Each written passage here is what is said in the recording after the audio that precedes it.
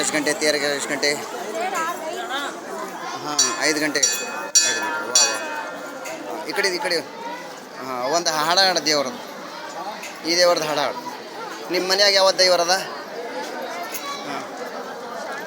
ಹಾಂ ಹಾಡು ಶರಣ ಬಶ್ರೀ ಕಲ್ಲಬುಲಗಿ ಶ್ರೀ ಬಸವೇಶ್ವರ ಹಾಡು. ಪರಮೇಶ್ವರ ಹಾಂ ಹಾಡು. ಹಾಂ ಕಲ್ಲಬುರಗಿ ಶ್ರೀ ಶರಣ ಬಸವ ಹಾಡು.